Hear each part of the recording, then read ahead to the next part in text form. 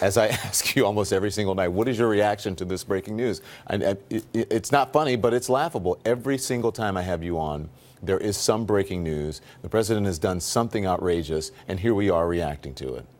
Well, in this case, it seems to me you almost have to hope for incompetence because the alternative is so dark.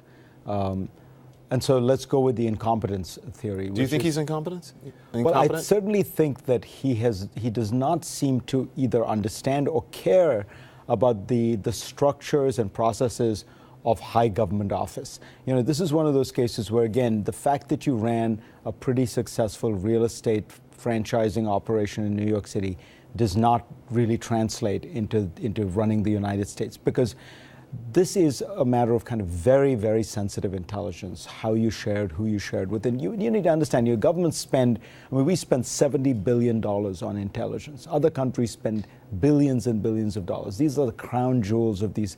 And to put them all, to expose all of that without really having thought it through seems incredibly careless. It suggests a kind of lack of respect for your allies. So that's the benign interpretation.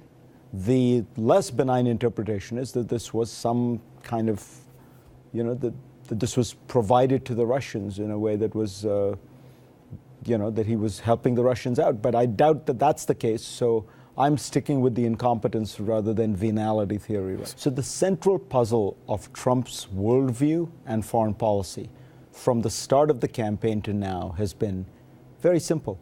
Why is he so nice to the Russians, right? This is a guy who, as I've said to you, when he started his foreign policy, his whole point was everybody in the world screws the Americans. We always lose, they always win. I'm going to get tough on the rest of the world. He felt that way about the Japanese since the 1980s. He's felt that way about NATO allies since the 1980s. He's felt that way about Britain, about France, about Germany, China, except the Russians. So that was his feeling during the campaign.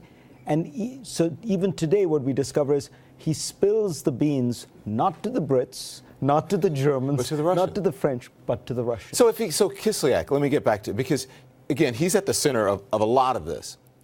And apparently, according to the reporting, he's in there sort of boasting about this information. And he thinks that, he's like, I get the best intelligence, what have you.